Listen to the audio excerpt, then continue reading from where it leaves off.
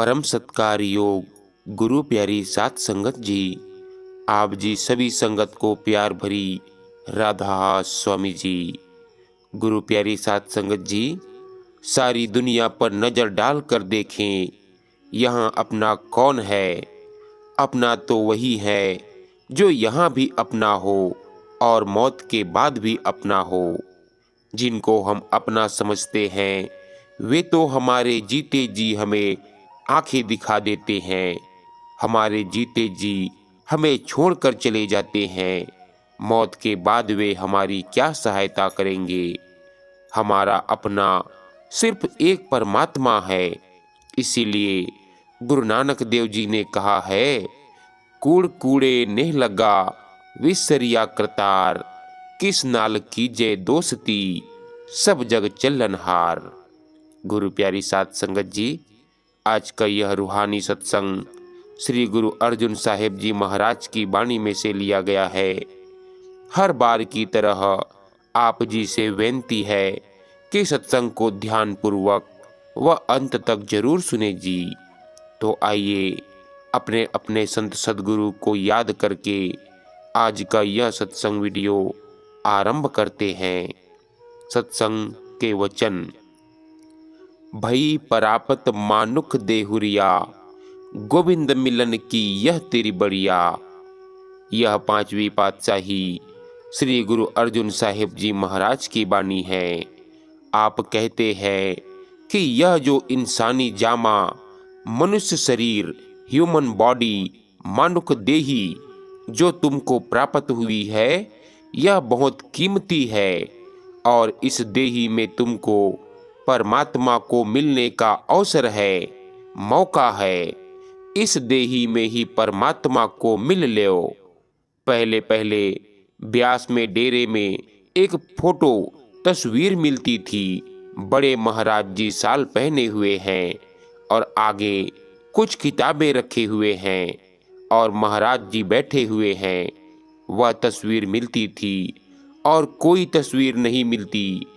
तो एक आदमी ने वह तस्वीर या पिक्चर ली और बड़े महाराज जी के पास ले गए और बड़े महाराज जी को विनती किया कि इसके ऊपर आप एक मैसेज लिखो या उपदेश लिखो तो मुझे सदा याद रहेगा। महाराज जी ने उससे वह तस्वीर ले ली और वहां लिखा, गोविंद मिलन की यह तेरी बढ़िया, यानी प्रभु को मिलने का मौका तुम्हारे को मिला है। मनुष्य जामा जो तेरे पास है वह गोविंद को मिलने का मौका है। यह जो मनुष्य देही है इसकी कीमत जबान कह नहीं सकती, ऐसी है ये चीज। मगर हम इस मनुष्य देही का कोई कदर नहीं करते। अब फरमाते हैं क्यों कीमती है? कहते हैं क्योंकि 84 लाख योनियों में भटकने के बाद यह देही मिली है। हिंदू इसको नर नारायणी देह कहते हैं। संत कहते हैं परमात्मा को मिलने के लिए यह द्वार है, दरवाजा है। हम कहते हैं ना गुरुद्वार माना दरवाजा, तो यह इंसानी जामा प्रभु से मिलने का द्वार है। आप कहेंगे कैसे?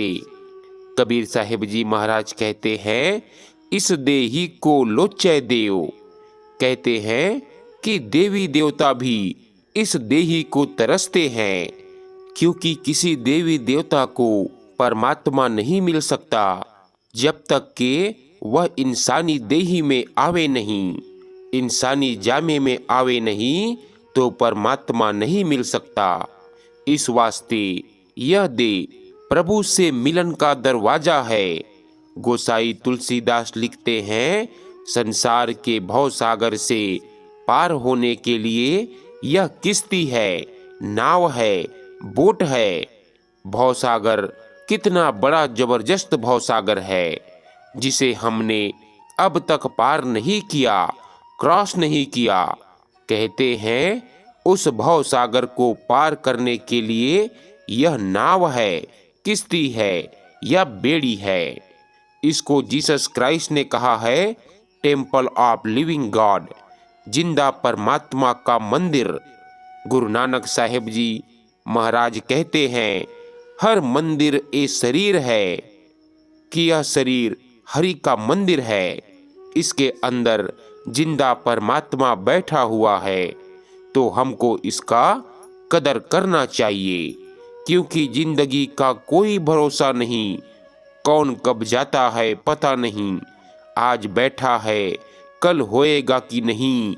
आज अभी है, शाम को होएगा कि नहीं, रात को होगा कि नहीं, कोई पता नहीं। ऐसी चीज जिसका कोई पता नहीं कि कब तक चलेगी, उसका हम कदर क्यों नहीं करते। इस जिंदगी की यूनिट क्या है, यह जिंदगी काहे की बनी हुई है। आप कहेंगे वर्षों की बनी हुई है, नहीं। हफ्तों की बनी है, नहीं। दिनों की बनी है, तो भी नहीं। सांसों की बनी हुई है भाई। इस जिंदगी का यूनिट सांस है। एक सांस ये बाहर गया, ये आएगा वापस के नहीं, इसका पता नहीं। हम लोग वॉच पहनते हैं, घड़ियाल घर में रखते हैं, इसमें एक आवाज आती है, टिक टिक टिक।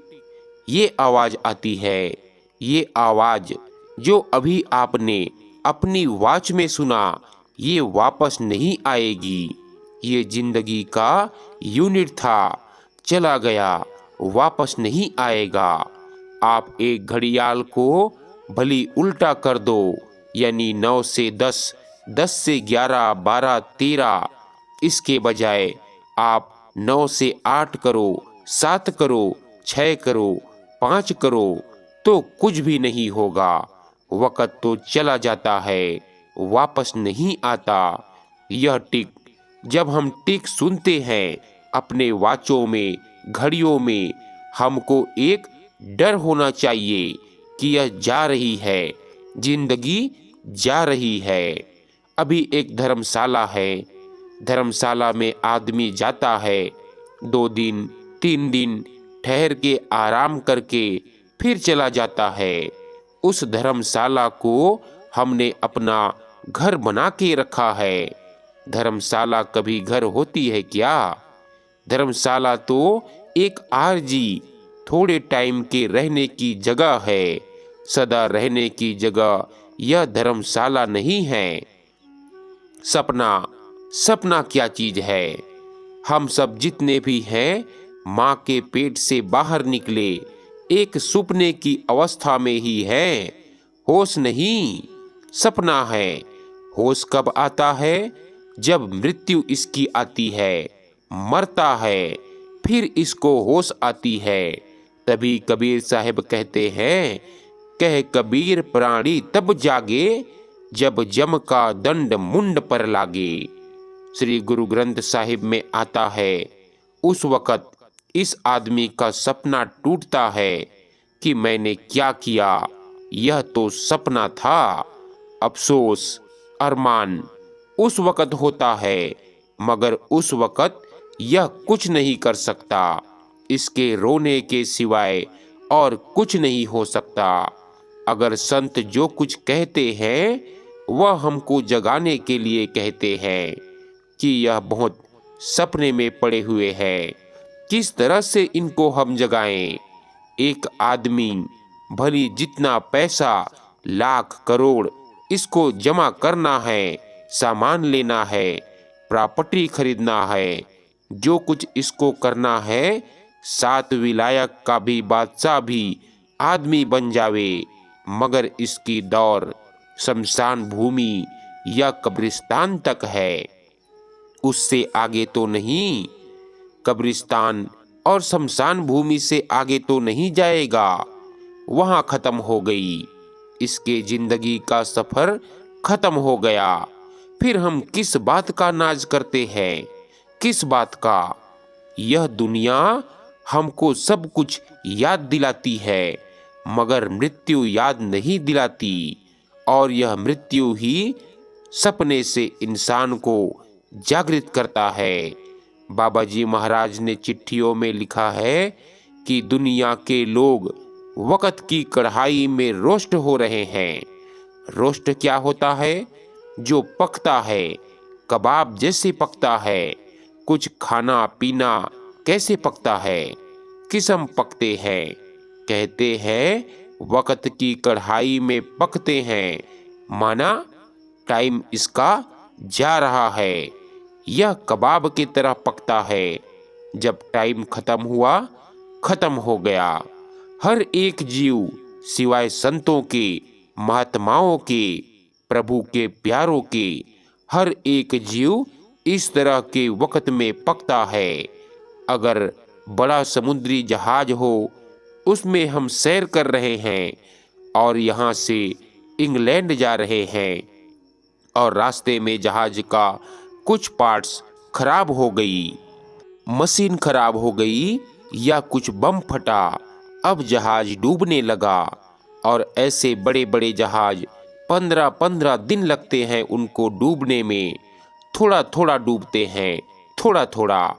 उस वक़्त कोई आदमी मालिश करे, पालिश करे, अपने को संभाले। हम कहेंगे ये बेवकूफ़ आदमी है। अरे, जहाज तो तुम्हारा डूब रहा है, तू क्या संभाल रहा है?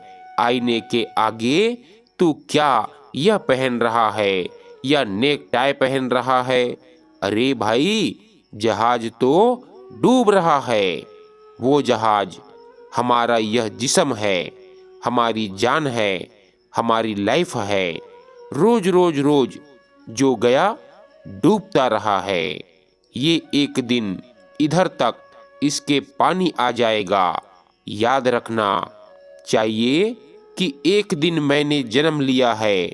आज मेरा बर्थडे है। बर्थडे कब है? जिस दिन हमने जन्म लिया। जिसने जन्म लिया वह मरेगा तो जरूर, चाहे 100 वर्ष भी रहे तो बेकार है, क्योंकि वह हाथ नहीं चला सकता, दस्तखत नहीं डाल सकता, रोड क्रॉस नहीं कर सकता, आंखों से देख नहीं सकता। यह हमारी हालत है। तो कहते हैं इस वास्ते कि प्यारा, मृत्यु को आगे रखो, फिर दुनिया की कारोबार करो। मृत्यु को आगे रखो। एक मुसलमान फकीर कब्रिस्तान में गया। एक पुरानी कब्र में से उसको खोपड़ी मिली। वह खोपड़ी को बड़े प्यार से संभाल के घर में आके टेबल पर रखा। घर वाले डर गए। उसको कहते हैं, हाय अल्लाह, तेरे को क्या हो गया? तू खोपड़ी घर में लेकर आया? बाल बच्चे हैं, डर जाएंगे। बोले, डरने के लिए तो मैंने लाया है। इस डरने के लिए मैंने लाया है कि एक दिन ए हसन, वो फकीर था, उसका नाम हसन था। एक दिन ए हसन, इस तरह से तेरी खोपड़ी बनेगी। ग्रंथ साहिब में, श्री गुरु ग्रंथ साहिब में एक कड़ी आती है, मुझे याद नहीं। उसका मतलब यह है कि मरने की तैयारी करो, जीने की आशा रखो।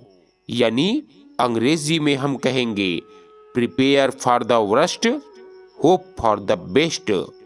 मरना अगर आ जावे तो चिल्लाना नहीं, रोना नहीं, घबराना नहीं, मना मरने की तैयारी रखो और जीने की आशा रखो। फिर चाहे दुनिया के कारोबार करो। श्री गुरु ग्रंथ साहिब की बाणी में है, अच्छा खैर, हमको इस दुनिया में एक खास काम के लिए भेजा गया। समझो, महाराज जी एक सत्संग करने वाले को बोलते हैं कि भाई तुम हांगकांग जाओ और हांगकांग में 3 सत्संग दे के आओ। 3 सत्संग देने वह चला गया हांगकांग। 10 से 15 दिन वहाँ ठहरा, फिर आया। फिर महाराज जी ने पूछा, भाई तू सत्संग करके आया? कहते हैं, महाराज एक नए नमूने का वीडियो लाया हूँ, एक अजीब गरीब टीवी लाया हूँ, नई नई परफ्यूम लाया हूँ। पर भाई मैंने तो तुमको कहा तू सत्संग करके आया? कहता है नहीं हुजूर, बहुत चीजें लाया हूँ, दुनिया हैरान हो जाएगी। फिर कहते हैं पर तू सत्संग करके आया कि नहीं? कहता है नहीं, सत्संग करके नहीं आया। भाई, तुमको खुदा कहता है तुमको जिस काम के लिए हमने भेजा वो करके आया कि नहीं? अगर नहीं फिर क्या फायदा? एक बादशाह ने किसी आदमी के ऊपर खुश होकर उनको सोने की तलवार दे दी। सोना यानी सच्चे सोने की तलवार दे दी। वह घर आया और घर आके तलवार लटका दी और उसकी औरत दूसरे दिन आलू, प्याज, टमाटर इसको काटने लगी। सोने की तलवार से जो काम 4 आने के चाकू से वो माता कर सकती थी, वह सोने की तलवार बादशाह ने इसको दी है, उसमें वापर रही है। वो सोने की तलवार यह इंसानी जामा है, इसको हम 4 आने के चाकू जितना भी कदर नहीं करते। एक दिन अफसोस करना पड़ेगा। सत्संग एक ऐसी विषय है कि हमको जरूर इसके ऊपर विचार करना चाहिए। हम सबको, मैं भी आ गया, आप भी आ गए, सब आ गए कि जो संतों ने फरमाया है यह सचमुच सच है। ये तुम्हारे गोविंद को मिलने का अवसर है, मौका है, अपॉर्चुनिटी है।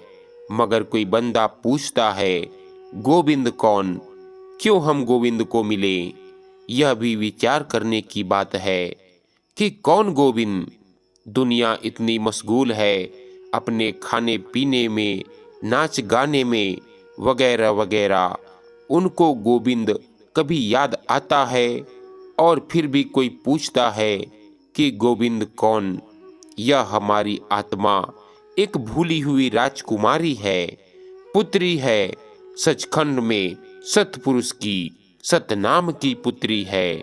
यह इंद्रियों के भोगों और रसों में भटक रही है। 1 जन्म 2 जन्म, ना ना ना, जब से निकली तब से भटक रही है।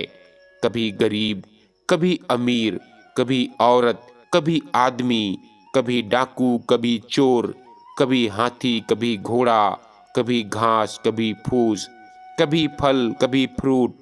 यह हमारी आत्मा राजकुमारी उस गोविंद की, उस सुख के देश से आई हुई है। आनंद और खुशी के देश को छोड़ के यहाँ आई हुई है, वापस नहीं जाती, अपने गोविंद के पास वापस नहीं जाती। इसको कभी काम ने मारा, कभी क्रोध ने मारा, कभी लोभ ने मारा, तो कभी अहंकार ने मारा। हमको यह 5 डाकू परेशान कर रहे हैं, रात और दिन परेशान कर रहे हैं। और खत्म हो गई जिंदगी, फिर दूसरी जिंदगी, बहुत लंबा काम हो गया। पर ये राजकुमारी सत्य पुरुष की उसके पास नहीं पहुंची। जिसको सत्पुरुष कहो, गाड कहो, करतार कहो, हरि कहो, गोविंद कहो, कुछ भी कहो, वहां यह राजकुमारी हमारी आत्मा नहीं पहुंची। कहते हैं प्यारा, अब तेरा मौका आया है उस अपने पिता के पास जाने का, उस सुख के देश में जाने का। अब तुम्हारा मौका आया है।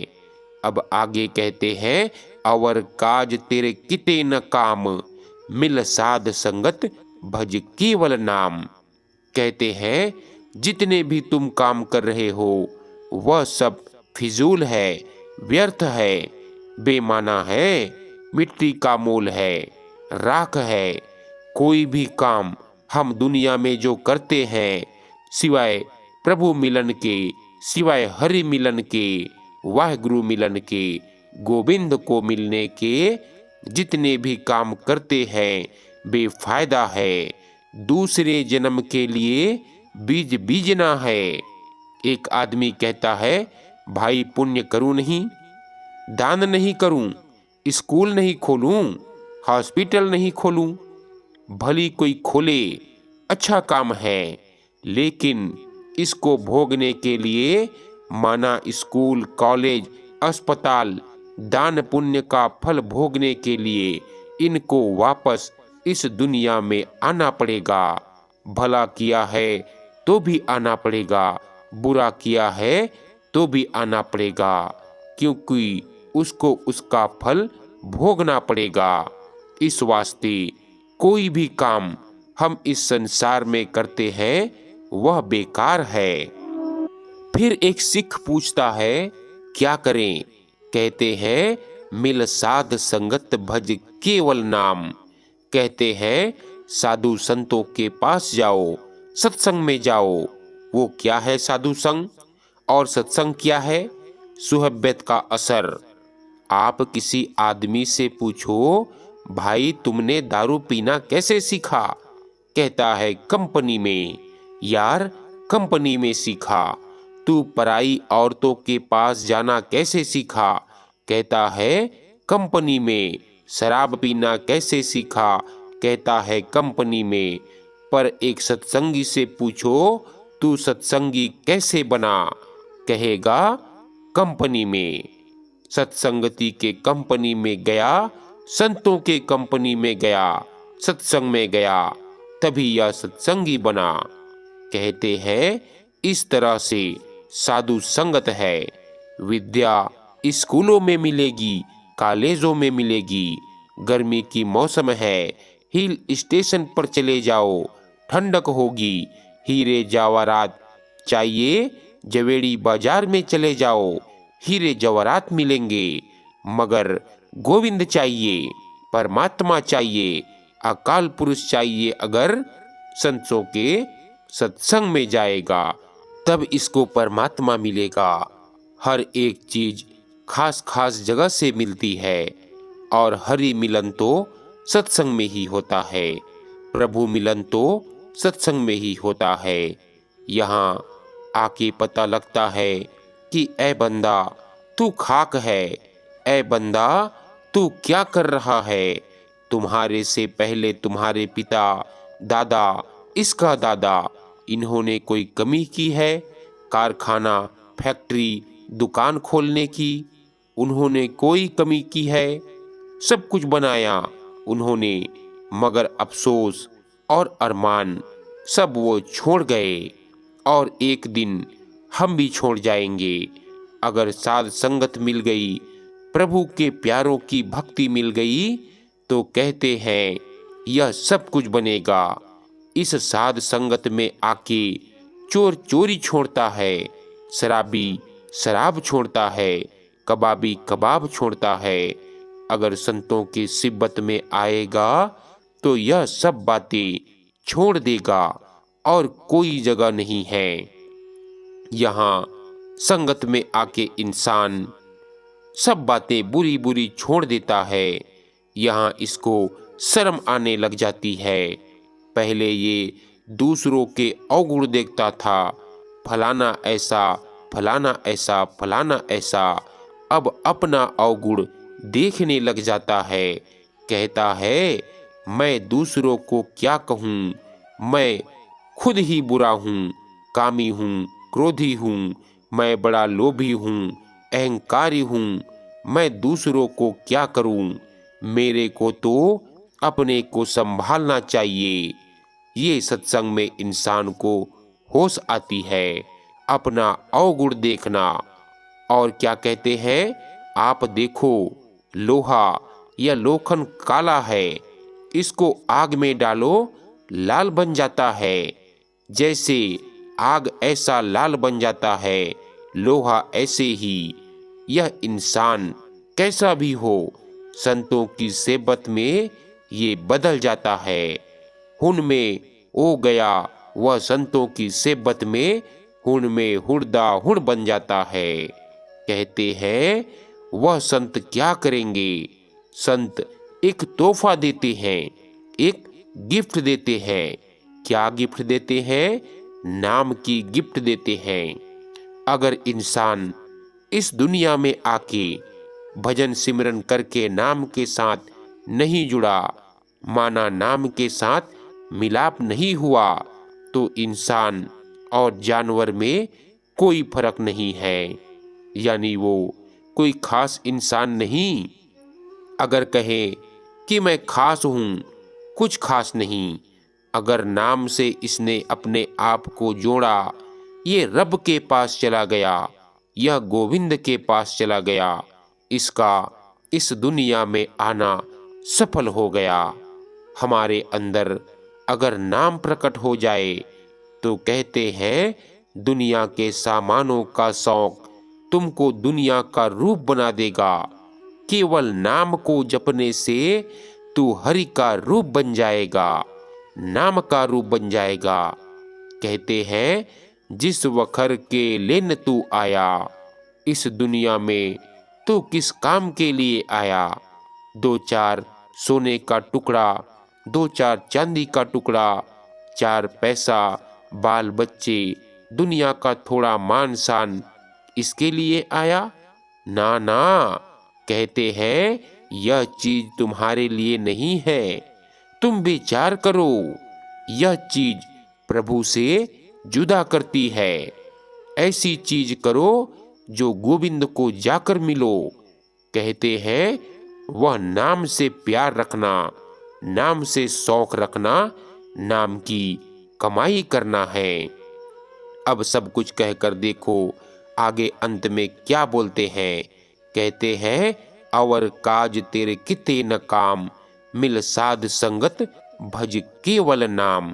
कहते हैं अगर अमर रहना चाहते हो, सदा के लिए रहना चाहते हो, तो वक्त की कदर करो। अगर अमर रहना चाहते हो तो वक्त का कदर करो। कल चली गई, कल आने वाली कोई नहीं। कहते हैं प्यारा प्रीतम आज तेरी है। अगर हम उठे भजन में बैठे तो आज हमारी सफल गई। मगर जिसने कहा कल तो है, कल कर लेंगे, तो कहते हैं काल काल तू क्या करे, काल काल के हाथ। कहते हैं काल को भूल जाओ प्यारा, आज करो, आज करो, आज करो। और किसी को धर्म नहीं छोड़ना, मजहब नहीं छोड़ना, बाल बच्चे नहीं छोड़ना, घर बार नहीं छोड़ना, धंधा नहीं छोड़ना, मगर प्रीत और प्रतीत, लव एंड फेथ, यह तो उस साहिब को देना है।